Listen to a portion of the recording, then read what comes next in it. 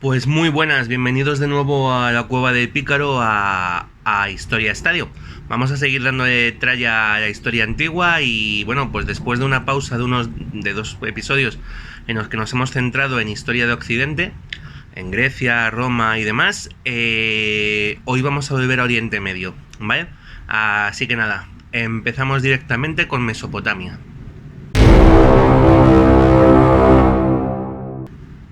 Y es que cuando dejamos Mesopotamia, cuando la última vez que hablamos de Asiria, lo hicimos hablando de Asurbanipal, el fundador de la biblioteca de Nínive, que como dijimos, a pesar de que al rey lo que le gustaba era leer y leer más, ¿vale? Pues eso no significó que dejara a un lado el espíritu asirio, ¿vale? El espíritu militar como tal, que ya vimos dando hostias a Egipto, aplastando la rebelión de los cusitas, y que también se abstuvo con Elam, donde llegó a destruir la propia capital de Elam, Susa, dejando algún documento que ha llegado hasta el día de hoy por escrito para que, bueno, su voluntad de que no quedara nada de la cultura elamita, ¿vale?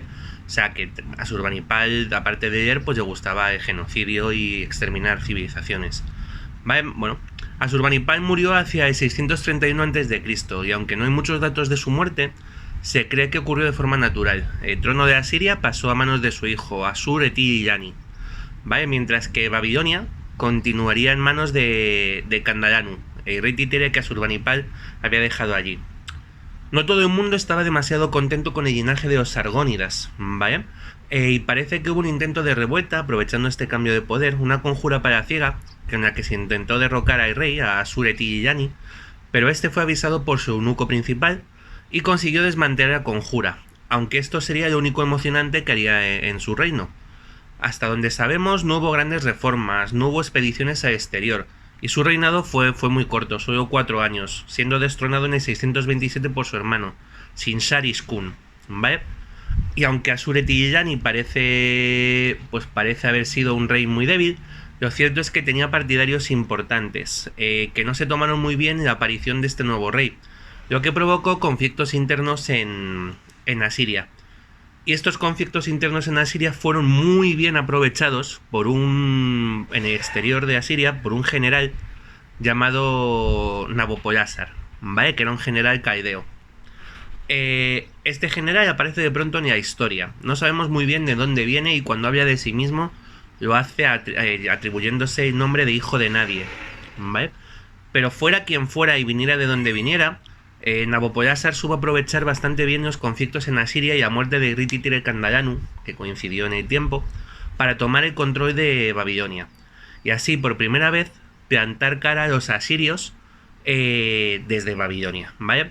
Durante los siguientes años, Asiria y Babilonia se van a enfrentar dentro del territorio babilónico, provocando una gran destrucción, pero Nabopolassar va a ser mucho mejor general y mucho mejor líder que sus rivales, que Sinsar-Ishkun, y con el paso del tiempo la guerra va a pasar del territorio de Babilonia al territorio de Asiria, ¿vale? Va a ir subiendo hacia el norte y los asirios, acostumbrados a luchar en el exterior, se van a obligar a luchar en el interior de sus dominios, ¿vale? Los asirios tuvieron que pedir ayuda, de hecho, incluso al exterior, a sus aliados egipcios, que en aquel momento estaban gobernados por el faraón Samético I de la dinastía saíta, que como recordaréis, los saítas habían sido puestos en el trono de Egipto por los asirios, ¿vale? Quizá esa alianza hizo que Nabopolassar buscara sus propios aliados contra los asirios, y lo hizo entre los enemigos tradicionales de Asiria, los elamitas. Pero Elam, como hemos dicho, estaba en plena decadencia, y quien respondió a la llamada de Nabopolassar, pues no fueron los elamitas, sino los medos, de los que ya hablamos un poquito hace poco, y dirigidos por el rey Ciaxares de Media, ¿vale? Y fue una gran alianza porque Ciaxares de Media tomó Asur, ni más ni menos, en el 614 a.C., siendo esta la mayor derrota sufrida por los asirios en siglos, ¿vale? Además del golpe moral que supone la pérdida de la ciudad que había sido el origen, que es el corazón y el alma del imperio asirio, ¿vale? Nabopolassar se va a reunir con Ciaxares en Asur, y allí van a cerrar una alianza matrimonial importante en la que hijo y heredero de Nabopolassar, Nabucodonosor, sí, va a contraer matrimonio con una hija de Ciaxares, ¿vale? Y 2 años después, en el 612, juntos medos y babilonios van a atacar Nínive, destruyendo la ciudad y saqueando la que había sido la capital histórica de Asiria, ¿vale? Allí en Nínive moría el rey Sinsaris-Kun, ¿vale?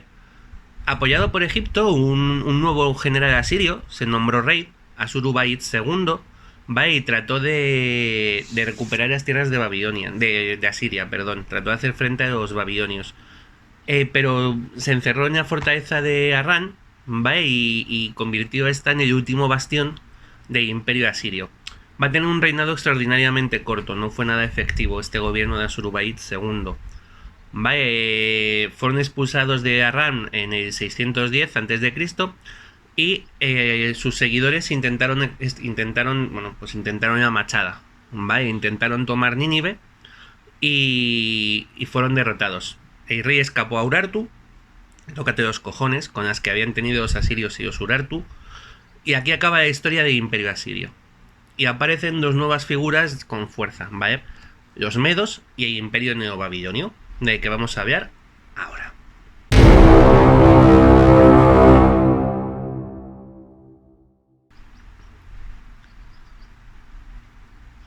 Nabopolassar era un general que había aparecido, no se sabe muy bien de dónde, lo hemos visto, y que había conseguido lo impensable hasta este momento: destruir el imperio asirio, en tan solo una generación. Después de derrotar a Asurubait II, Nabopolassar se dirigió hacia la frontera con Urartu, donde parece que estaba escondido el último rey de Asiria, y su hijo, el príncipe Nabucodonosor, se va a enfrentar a los egipcios en el Éufrates, ¿vale? Nabopolassar va a terminar volviendo a Babilonia, donde va a pasar sus últimos días iniciando grandes proyectos urbanísticos y arquitectónicos, como el Gran Zigurat, Temenamki, el Gran Templo a Marduk, ¿vale? Que sería el templo más grande y Zigurat más grande construido en toda Mesopotamia, y que probablemente inspirara la historia de la Torre de Babel. Nabopolassar va a morir por enfermedad en Babilonia, y como estaba previsto, su sucesor va a ser el príncipe Nabucodonosor, convertido así en Nabucodonosor II de Babilonia. A la muerte de Nabopolassar, Nabucodonosor estaba luchando con los egipcios del rey Necao II, otro miembro de esta dinastía saíta, ¿vale? Que se habían hecho con las provincias fenicias del imperio asirio, y les había derrotado ya en Carquemis, expulsando así a los egipcios de Siria, ¿vale? Con la noticia de la muerte de Nabopolassar, Nabucodonosor se tiene que apresurar a regresar a Babilonia para ser coronado, convirtiéndose en rey en el 605 a.C. y así desaparece de momento la amenaza de una invasión asiria, Babilonia, sobre Egipto, ¿vale? Que Nabucodonosor va a ser rencorosillo y se ha tenido guardada esa alianza entre Asiria y Egipto, ¿vale? Pero bueno, su mayor urgencia va a ser coronado rey de Babilonia, que lo que va a ocurrir en el 605, y va a gobernar durante los siguientes 43 años. Va a ser un gobierno largo y va a pasar a la historia de hecho como Nabucodonosor el Grande, ¿vale? Los asirios y los conflictos internos habían convertido a Babilonia en una ciudad en ruinas. Recordad que ya hemos visto destruida no sé ni las veces, ¿vale? Y aunque Nabopolassar había comenzado la reconstrucción, va a ser Nabucodonosor quien reconstruya Babilonia, ¿vale? Va a concluir las obras iniciadas por su padre, no solo en la ciudad, ojo, sino en todo el reino de Babilonia. Y por supuesto esto va a requerir de numerosa mano de obra, y a mano de obra más barata y a mano de obra esclava, por lo que Nabucodonosor va a dirigir varias expediciones militares importantes, tanto hacia el este como hacia el oeste, ¿vale? Aunque mantuvo la paz con los medos durante todo su reinado. Uno de los principales objetivos de Nabucodonosor fue, por supuesto, Egipto, ¿vale? Y en el año 601 Babilonia movilizó a sus ejércitos para intentar invadir Egipto, pero el rey Necao II contó con la ayuda de diversos aliados en Canaán, lo que obligó a Nabucodonosor a retroceder, permitiendo así que los egipcios se hicieran con la ciudad de Gaza. Decidido a castigar a los rebeldes, que le habían obligado a retroceder de nuevo, a dejar su campaña contra Egipto, Nabucodonosor va a atacar en el año 597 el reino de Judá. Recordad que el reino de Israel ya había sido eliminado y absorbido por Asiria, ya no existe, ¿vale? Quedaba Judá, y es hacia Judá hacia quien se va a dirigir Nabucodonosor en el 597, ya que se había aliado con los egipcios. Nabucodonosor va a capturar al rey Joaquín y se lo va a llevar cautivo a Babilonia, junto a buena parte de los dirigentes de Judá y al profeta Ezequiel, ¿vale? Nabucodonosor va a nombrar un nuevo rey para Judá, un tal Sedecías, ¿vale? Que parece ser que era hermano del rey deportado, de Joaquín, y que tenía solo 21 años cuando fue ungido rey de Judá. Aún así, muchos van a seguir considerando a Joaquín el rey legítimo de Babilonia, de Judá, ¿vale? Pero bueno, Sedequías estaba en Judá, en Jerusalén como rey, y pronto va a empezar a recibir mensajes contradictorios de Dios. Bueno, de Dios no, de los profetas que hablaban en nombre de Dios. Ya que vamos a tener a dos profetas que dan mensajes un poco opuestos, ¿no? Jeremías y Ananías. Jeremías que avisa de la destrucción de Jerusalén en manos de los babilonios, y Ananías llamando a la lucha contra los invasores. Decidido a buscar un camino intermedio, de alguna forma Sedequías decide no pagar el tributo a Babilonia y busca una nueva alianza con Egipto, que está intentando volver a extender su control por toda la zona de Palestina. Nabucodonosor en ese momento decide que hasta ahí ha llegado su tolerancia con el reino de Judá y vuelve a llevar a su ejército hacia allí. Sedequías y sus seguidores, que estaban en franca desventaja frente al ejército babilonio, trataron de escapar de la ciudad, pero fueron capturados por los babilonios y llevados a presencia de Nabucodonosor. Nabucodonosor ordenó la muerte y la ejecución de todos los familiares y seguidores de Sedequías, y luego ordenó al rey que fuera deportado y cegado, ¿vale? Y enviado a Babilonia. Nabucodonosor no había hecho nada más que empezar, y no se detuvo hasta haber entrado en Jerusalén, donde los babilonios destruyeron el templo.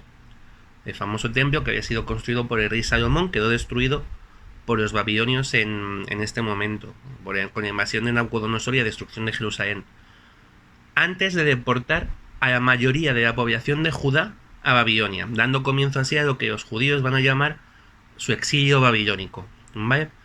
Este evento va a acabar con la independencia del reino de Judá, evidentemente, ¿vale?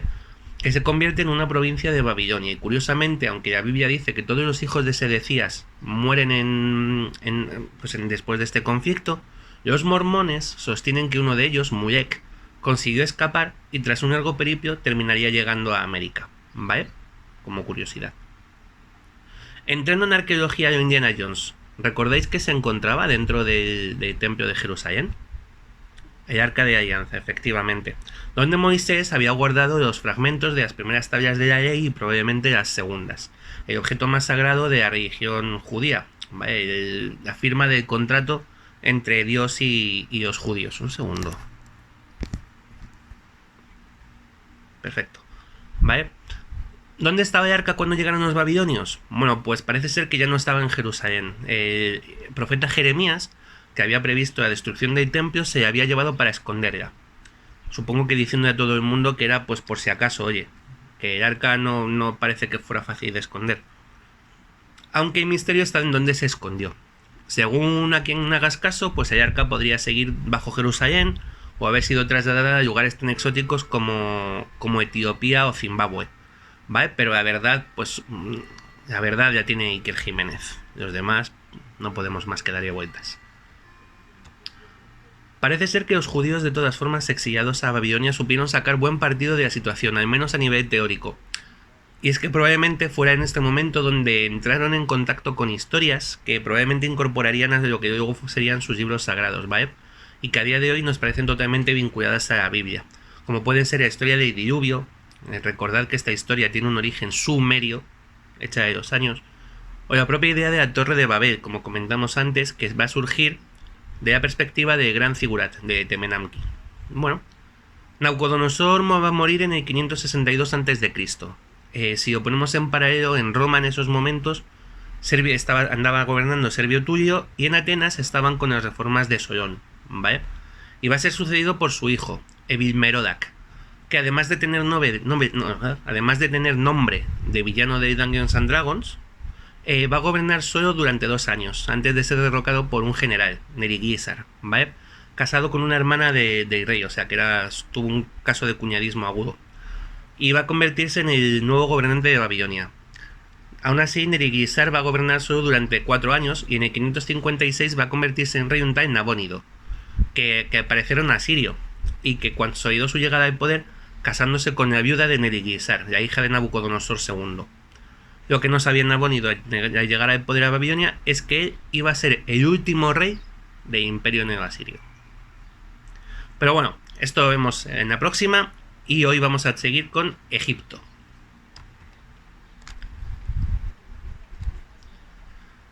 Ya hemos hablado de la dinastía 26 en alguna ocasión, pero vamos a echarnos con profundidad, ¿vale? Que ya hemos comentado mientras hablábamos de Nabopolassar y Nabucodonosor, pero vamos a ver un poco quiénes eran estos faraones de la 26ª dinastía.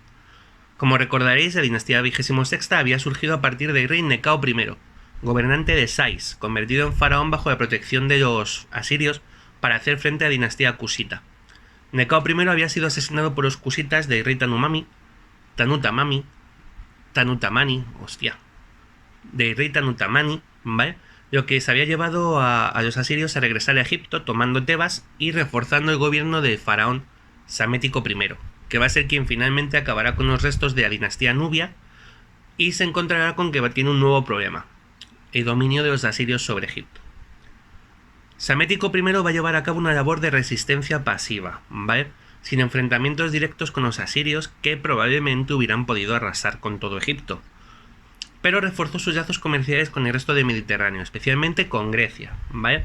Atrayendo nuevos comerciantes a Egipto, y de hecho parece ser que Psamético I tuvo relación con el propio Heródoto, con el que va a participar en unos supuestos experimentos del faraón sobre el desarrollo del lenguaje, ¿vale? Y es que al parecer Psamético, que tenía mucha curiosidad por saber cuál es la lengua original del ser humano, pensó que aislando a unos niños del mundo, las primeras palabras que pronunciaran tendrían que pertenecer a ese idioma, sin estar influidos por las enseñanzas del exterior.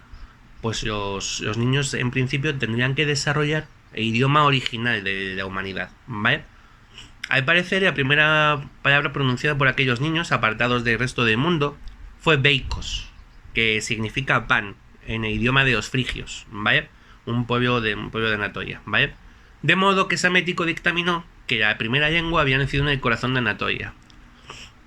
No mucho más tarde, sin embargo, ya hubo estudiosos griegos que discrepaban de esta resolución, afirmando que Beikos no era una palabra, sino la imitación de los niños que hacían el ruido que escuchaban, que era de las cabras que les daban, de las cabras que utilizaban para darles leche, ¿vale? Pobres críos. Bueno, el sucesor de Psamético I fue su hijo Necao II, que va a ser quien se aliará con los asirios para luchar contra Nabopolassar, como recordaréis, como ya hemos visto. Y aprovechando la caída de los asirios, Necao trató de hacerse con el control de parte de Canaán, lo que llevó a intervenir en el nombramiento del rey Joaquín en Judá y trató de asentar el dominio de Egipto en la región, como también hemos visto ya, que Judá va a buscar alianza una y otra vez con Egipto, aunque fue derrotado por Nabucodonosor en la batalla de Carquemis. La muerte de Nabopolassar va a evitar que Nabucodonosor ataque Egipto, dando tiempo a Necao a prepararse, y como hemos visto, llegará a conquistar Gaza frente a las fuerzas de Babilonia. Y por cierto, Necao II fue un rey visionario, y en su tiempo comenzaron los trabajos inconclusos para unir uno de los brazos del Nilo con el Mar Rojo, lo que sería el primer trabajo precursor del Canal de Suez, que une el Mediterráneo y el Océano Índico, ¿vale? Los siguientes faraones los sucesores de Necao II van a tener focos muy concretos de preocupaciones, ¿vale?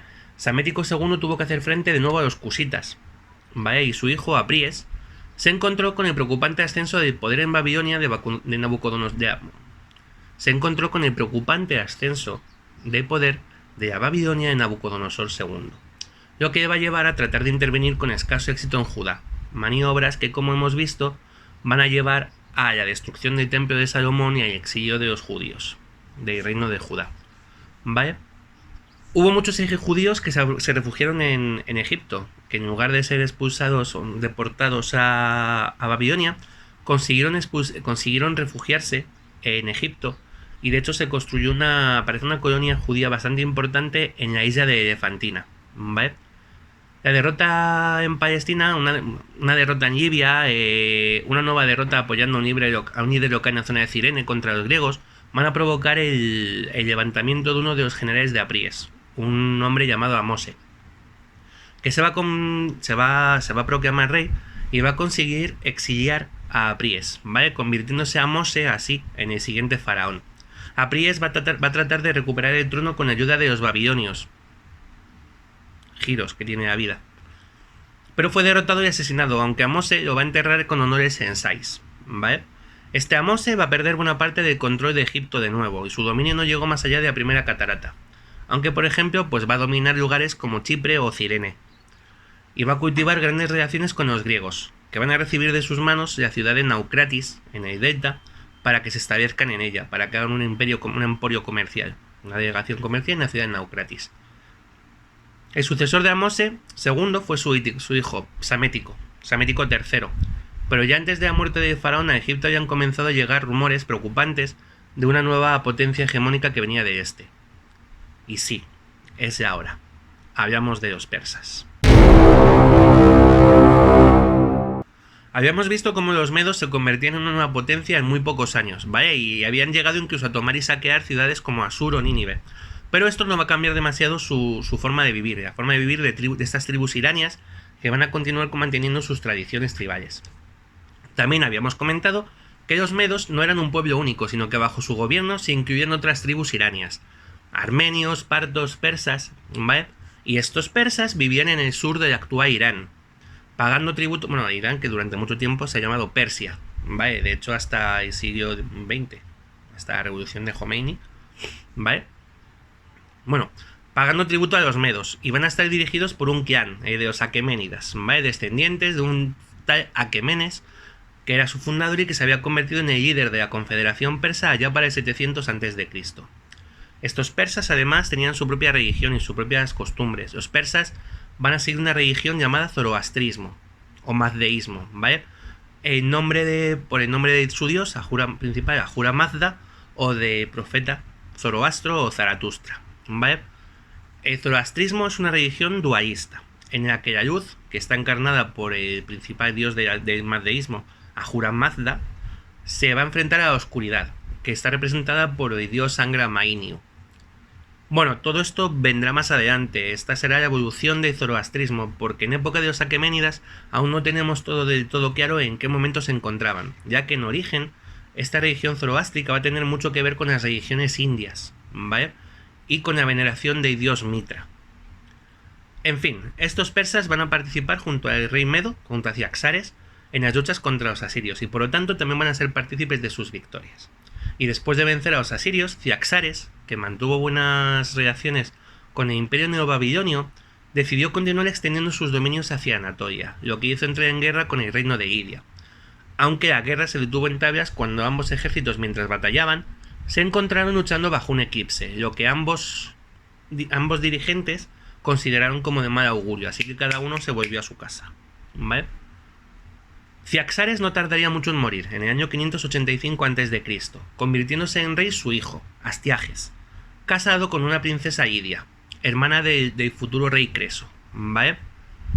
Pero esta no sería la primera mujer de Astiages, que ya había tenido una mujer anterior, una hija, que ya había tenido con su mujer anterior una hija de la que casarían con el rey de los persas, Cambises I, señor de Susa, que había sido arrebatada de Elam y de Arsham, ¿vale? De este matrimonio había nacido un niño, al que habían llamado Ciro, y que al parecer traía por la calle de amargura a su abuelo, Astiages. Al parecer, el rey de los medos tuvo un sueño en el que se revelaba que el joven Ciro causaría su ruina, y a de su reino, así que envió a un asesino para que acabara con él. Sin embargo, el asesino delegó su misión en un pastor, y llamado Mitrídates, y a este pastor que acaba de perder un hijo, y a este pastor, que le dio pena por el del joven príncipe, cambió su cuerpo por el de su hijo fallecido y se lo llevó de la corte, criándole como si fuera un pastor, ¿vale? Esta historia seguro que os suena porque se repite una y otra vez en la antigüedad. 10 años después, el propio Astiages se va a encontrar con Ciro y lo va a reconocer por el parecido entre ambos. Astiages va a permitir a Ciro volver con sus padres y va a matar al hijo del asesino al que había encargado el asesinato, sirviéndose en un banquete, a Arya Stark, ¿vale? Furioso con Astiages, el asesino, un noble llamado Harpago, va a comenzar a conspirar contra él, y pasados unos años va a conseguir atraer al propio Ciro a su causa. Jugando a dos bandas, mientras Ciro dirige a los persas contra Astiages, Harpago va a conseguir que el rey le conceda el mando de los ejércitos medos. Y claro, tardó como 10 segundos en ponerse del lado de Ciro contra Astiages. Los persas van a derrotar a Astiages y van a tomar y saquear Ecbatana, la capital de los medos, ¿vale? Y así Ciro se va a convertir en Ciro II de Persia, cambiando el equilibrio de poder entre las tribus iranias, ocupando los persas en lugar de los medos, y arrancando con lo que se vendría llamando la Persia aqueménida, ¿vale? En el 550 a.C. Ciro II no va a tardar en construir su propia capital para su imperio, y lo hará dejando Ecbatana y llevando la capital del territorio persa, a la ciudad que se va a llamar Pasargada. Ciro II había conquistado a los medos, y eso debió de darle buen rollo, porque pronto los persas iban a empezar a extenderse, y no tenían intención de parar. Y de esta gran expansión habíamos el próximo día. Terminamos hoy aquí. Creo que no me queda nada. ¿No? Terminamos hoy aquí y nada, pues lo de siempre. Si os ha gustado, like, compartid, dale a la campanita para que os lleguen nuestras notificaciones. Y cualquier duda o pregunta que tengáis, nos la dejéis aquí abajo. Así que nada, chicos, salud, nos vemos pronto.